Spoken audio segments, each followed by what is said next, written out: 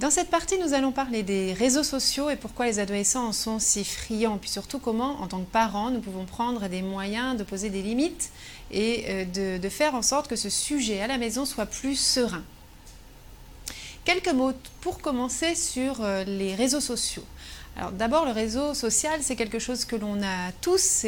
Si on veut regarder l'expression réseau social, ça définit d'abord un espace où on va avoir des relations avec d'autres personnes, avec qui on va avoir des échanges. Et notre réseau social, eh bien, on en a tous dans la vraie vie.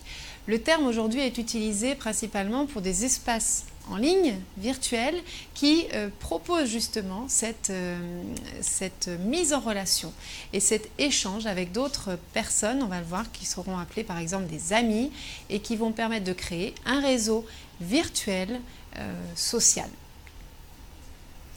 Alors, pourquoi les adolescents se servent des réseaux sociaux, d'ailleurs comme d'autres, ou les adultes également? Eh bien, ils vont les utiliser pour trouver des personnes avec qui ils vont avoir des échanges. Ils vont aussi les utiliser pour faire des rencontres. Ils vont les utiliser pour étoffer et pour alimenter leur propre réseau social. Alors voici 3 réseaux sociaux qui sont principalement utilisés par les adolescents. Donc vous connaissez sans doute ces réseaux sociaux qui sont maintenant très connus. Il y a Facebook, Snapchat et Instagram. Les adolescents vont chercher à certains moments à utiliser des réseaux sociaux qui ne sont pas les réseaux sociaux que vont utiliser leurs parents, dans le but d'avoir justement un espace privilégié où ils vont se retrouver entre eux. Donc nous allons voir ensuite le détail de ces différents réseaux sociaux pour que vous connaissiez un petit peu mieux ce qui est l'univers de vos adolescents. L'intérêt que vos adolescents trouvent en utilisant les réseaux sociaux, c'est principalement de rester en contact avec leurs amis de la vraie vie ou des amis avec qui ils se sont connectés, avec qui ils ont des liens uniquement par le biais de ces réseaux sociaux. Concernant la sécurité des réseaux sociaux, il est important de savoir que ces réseaux sociaux disposent de systèmes de sécurité qu'on verra ensemble qui vont vous permettre, vous, en tant que parent, de poser un contrôle parental qui est nécessaire par rapport aux différents risques dont nous allons parler et auxquels vos adolescents risquent d'être exposés. Vous pourrez par exemple voir que vous pouvez sécuriser le profil de votre adolescent par rapport à l'usage du réseau social et que vous avez aussi un mot à dire sur l'âge d'accès puisque certains réseaux sociaux ne sont accessibles qu'à partir d'un certain âge. Avant de revenir sur les réseaux sociaux, quelques mots sur les copains et vos ados, les relations amicales à l'adolescence. Pourquoi? Parce que c'est bien la raison pour laquelle les adolescents vont sur les réseaux sociaux. Parce que pour eux, la question des amis est très importante, elle est même prioritaire. À l'inverse, par exemple, du sujet de la scolarité, au grand désespoir de certains parents. La question des copains est donc primordiale et va attirer toute l'attention, la préoccupation de votre adolescent. Les adolescents, parce que ce sujet est prioritaire, vont donc investir beaucoup de temps et d'énergie pour alimenter ces relations avec leurs amis ou avec leurs meilleurs amis ou avec leurs petits copains ou petites copines. Les relations à l'adolescence sont intenses et les séparations sont difficiles. D'ailleurs, c'est un drame pour un adolescent de vivre une déception amicale, amoureuse. Elle peut être même extrêmement douloureuse à vivre pour votre adolescent. Les relations amicales ont un rôle à jouer dans le développement de votre adolescent. Elles lui permettent de développer son identité, d'apprendre à mieux se connaître, de développer ce qu'on appelle des compétences sociales qui lui serviront plus tard dans sa vie avec les autres, dans le vivre ensemble. Vous avez un adolescent qui va donc au contact de ses amis apprendre un certain nombre de choses et de compétences qui lui seront utiles. Il ressent aussi ces relations amicales comme un véritable besoin. C'est beaucoup plus profond que la simple envie d'être avec des personnes qui l'aiment. C'est un véritable, encore une fois, besoin pour lui. Et puis, votre adolescent cherche un groupe d'appartenance et des personnes qui lui sont semblables, qui lui ressemblent Pourquoi? Parce qu'il a besoin de se sentir plus en confiance, parce qu'il a besoin de se sentir accepté, parce qu'il a aussi besoin de se sentir valorisé auprès de son groupe d'amis et plus globalement parce que c'est encore un besoin fondamental humain de se sentir aimé comme il est, et il aura le sentiment avec des personnes qui lui ressemblent, qui sont comme lui, qui ont les mêmes préoccupations, les mêmes inquiétudes, les mêmes questions, bien de se sentir rassuré, sécurisé, aimé, donc, et ça va remplir ce besoin dont je viens de parler. Revenons maintenant sur les réseaux sociaux. Alors, quels sont les avantages, objectivement, de ces réseaux sociaux? D'abord, ils permettent de créer des liens. Et c'est ce qu'effectivement les technologies actuelles permettent, c'est de créer des liens, même quand on n'est pas avec et à côté physiquement d'une personne, et bien de garder des contacts avec ses amis, bien sûr, avec la famille. Et puis, ils permettent aussi de communiquer à distance. D'ailleurs, peut-être que votre adolescent, au moment des devoirs, utilise le réseau social pour communiquer avec un autre élève parce qu'il a besoin de faire un point sur l'exercice qu'il doit faire ou sur un point de la leçon que vous avez vue ensemble, ou peut-être parce qu'il a été absent, parce qu'il était malade, et du coup, il va communiquer dans le but de récupérer un cours qu'il a manqué. Donc, le réseau social peut aussi servir à échanger des informations qui, à certains moments, peuvent être utiles. L'autre avantage, et les réseaux sociaux sont aussi beaucoup utilisés pour ça, ça permet d'envoyer des documents, des fichiers, par exemple des photos, des vidéos qui sont un petit peu comme des boîtes à souvenirs qui vont aujourd'hui, pour beaucoup, chez les adolescents, remplacer ce que l'on envoyait par courrier avant. Vous avez votre adolescent qui donc va aussi trouver un autre avantage qui est en rapport avec ce que j'ai dit tout à l'heure, c'est-à-dire le sentiment d'appartenance, le fait d'avoir des connexions, puis d'entrer en relation facilement avec des personnes qui comptent pour nous ou pas, en tout cas avec qui on est en lien, eh bien ça va donner et nourrir ce sentiment d'appartenance à un groupe. Voyons maintenant ensemble les risques des réseaux sociaux que l'on peut identifier de plusieurs manières. Premier risque auquel ils peuvent être exposés, c'est le risque de chantage. Vous pouvez, et de rencontres indésirables. Votre adolescent sur les réseaux sociaux va d'abord s'exposer au risque de rencontrer quelqu'un qui va avoir des mauvaises intentions sur lui.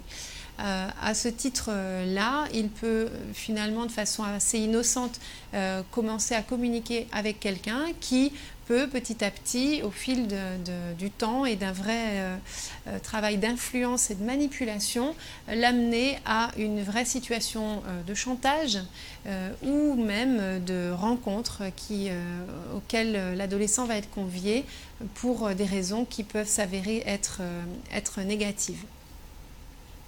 Alors, il peut être aussi exposé à un autre risque, c'est le risque de piratage de profil, c'est-à-dire quelqu'un qui va s'attribuer son identité et du coup entrer en relation avec des personnes avec qui il est vraiment ami, sauf que du coup ce sera au nom de la personne qui a piraté. Avec le risque qu'avec ce profil, bien, ça puisse créer des problématiques, des conflits par exemple avec le reste du réseau amical, puisque les amis ne sont pas supposés savoir que le profil s'est fait pirater.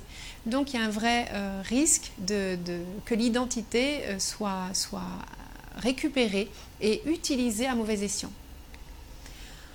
Un autre risque, c'est le risque des photos compromettantes, et pour ce sujet-là, les adolescents sont particulièrement concernés parce qu'ils sont très friands de photos, de selfies, de différents clichés qu'ils vont d'ailleurs beaucoup utiliser sur deux réseaux sociaux dont je vous parlerai tout à l'heure et qui peuvent s'avérer compromettantes. C'est-à-dire que l'adolescent au départ n'a pas forcément le sentiment que c'est une photo compromettante, mais si elle est mal utilisée, effectivement, elle pourrait devenir une problématique pour l'adolescent.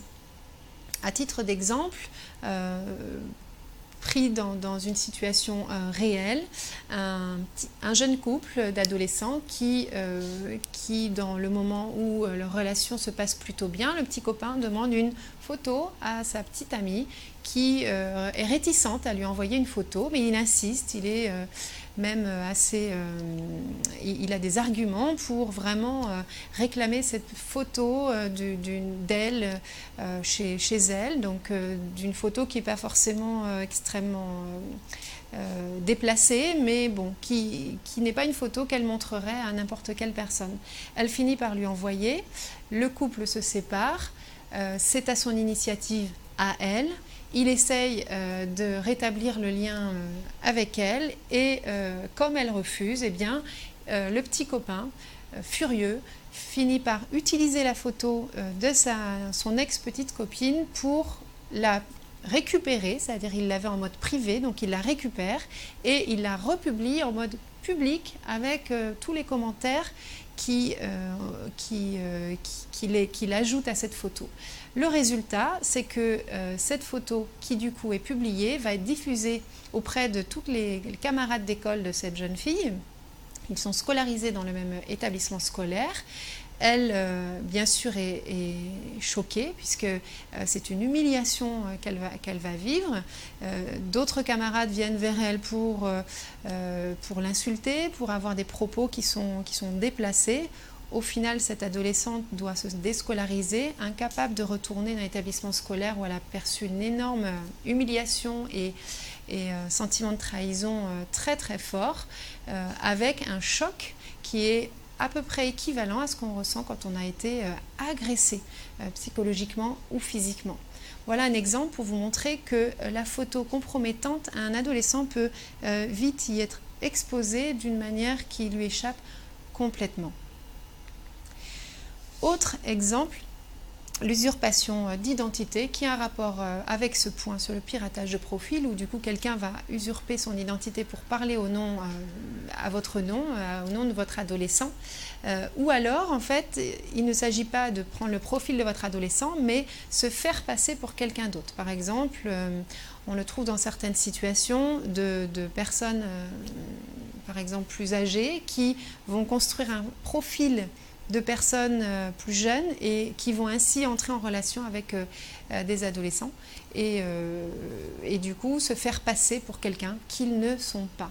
Donc c'est une vraie difficulté, d'autant que les réseaux sociaux, du fait des possibilités de se cacher finalement derrière ce profil, derrière une fausse photo, ont un risque beaucoup plus important d'usurpation d'identité.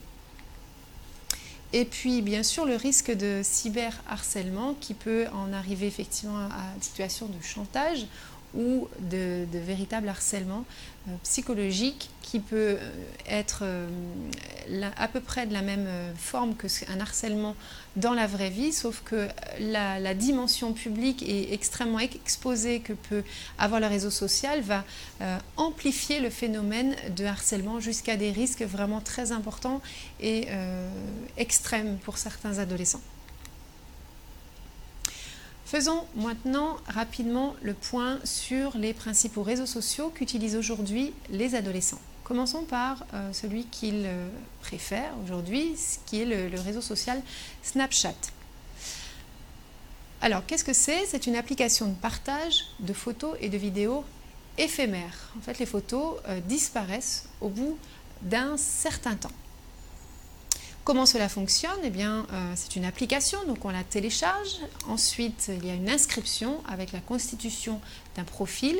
Et puis, on construit petit à petit son réseau d'amis. On va publier des snaps, des photos, des vidéos ou une story dans laquelle on va se raconter et qui va disparaître rapidement. D'ailleurs, ce point-là va donner l'impression aux adolescents que finalement, il n'y a pas tellement d'incidence à publier des choses puisque derrière, ça disparaît. Ça peut être un petit peu un risque dans le sens où même si la photo ou la vidéo disparaît au bout d'un moment, elle peut malgré tout être saisie par quelqu'un qui serait à l'affût d'une information. Elle peut être enregistrée avant même qu'elle ait le temps de disparaître. Les règles de précaution donc sont quand même de mettre en garde l'adolescent sur le fait que les photos, les informations ou les vidéos qu'il va pouvoir publier peuvent malgré tout être récupérées et malheureusement être utilisées à mauvais escient, et c'est important qu'il le sache. Et donc d'où la précaution de bien être prudent sur les types de photos qui vont être publiées, de choisir également qui peut voir le contenu. Il y a encore une fois des paramètres qui vont être importants de regarder pour que des filtres soient installés et que surtout l'adolescent garde la maîtrise de qui voit les contenus et ce qu'il souhaite faire sur ce réseau social. Il va donc aussi filtrer ses demandes d'amis ou de suivi. Autre réseau social très utilisé aujourd'hui par les adolescents, c'est Instagram. Donc, qu'est-ce que c'est? C'est aussi une plateforme qui permet de partager des photos et des vidéos, qui fait aujourd'hui partie des principaux réseaux sociaux. La photo, l'image est très très présente sur Instagram. Elle est donc utilisée beaucoup par les adolescents qui sont très visuels, qui utilisent beaucoup leur image, l'image des autres. Et puis, c'est aussi un réseau social qui peut être utilisé par des professionnels de métiers qui ont rapport avec l'image. Alors comment ça fonctionne? C'est aussi une application qui va donc se télécharger. On a aussi à créer un compte avec certaines informations personnelles, un pseudo, une photo de profil. Et puis ensuite, de la même manière, on va choisir des amis, s'abonner à des profils et les suivre. On peut, dans ce réseau social, publier des photos, des vidéos avec tout un tas d'options qui vont permettre de personnaliser, d'accessoiriser les images, les photos. Mais aussi d'identifier des lieux.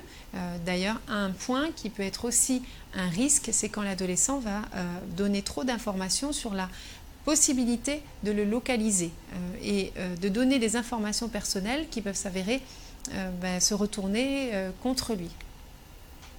Les règles de précaution vont donc être d'éviter d'utiliser ce service de localisation du téléphone. D'ailleurs, c'est vrai pour d'autres applications qui utilisent ce service de localisation parce qu'il est à même de pouvoir être exposé à des rencontres qu'il ne veut pas. Et puis, comme sur ce réseau social, comme sur les autres, une grande prudence aussi sur les informations personnelles qui peuvent être rapidement utilisées, parfois à l'insu de la personne qui a le profil et parfois de manière, encore une fois, mal intentionnée. Donc, grande précaution sur le type d'information personnelle. Par exemple, on ne donne pas son numéro de téléphone en mode public pour un adolescent. Terminons sur le réseau social Facebook, qui est donc le réseau social le plus utilisé au monde aujourd'hui et qui permet de publier des contenus à la fois écrits, photos, vidéos, mais aussi des humeurs, et puis d'échanger avec un système de messagerie privée avec ses amis. Comment ça fonctionne? Eh bien, c'est aussi une application, elle se télécharge, on a un compte et un profil que là encore on peut paramétrer et on peut choisir si on met certaines informations en mode public ou en mode privé ou tout simplement refuser de renseigner certains champs du profil. On va constituer son réseau d'amis et donc choisir des amis ou répondre à des invitations d'amis. Et donc ensuite, on va pouvoir publier, partager un certain nombre de contenus avec des amis, avec des groupes ou sur des pages qui vont être utilisées par un certain nombre et qui vont répondre à des thématiques particulières. Les règles de précaution par rapport à Facebook sont les mêmes que celles qu'on a dites concernant la confidentialité des données et la précaution prise sur la sécurisation du profil, mais également donc la sécurité des données sur le type d'information qu'on va y mettre. Puis encore un point d'importance sur les publications, parce qu'à la différence, les publications sur Facebook restent et il y a la publication, mais il y a surtout aussi tous les commentaires qui y sont mis, qui échappent souvent à l'adolescent, qui ne sont pas forcément dans le sens positif et qui peuvent parfois amener l'adolescent à se sentir extrêmement mal, d'avoir des commentaires qui peuvent être négatifs et qui peuvent vraiment affecter l'estime de lui-même. Donc d'où l'importance de maîtriser les publications, de supprimer au besoin des commentaires, voire même de bloquer certains contacts si toutefois ils s'avèrent être négatifs et néfastes. Voilà pour cette partie sur les réseaux sociaux. Je vous retrouve tout à l'heure pour continuer notre atelier en ligne. Merci.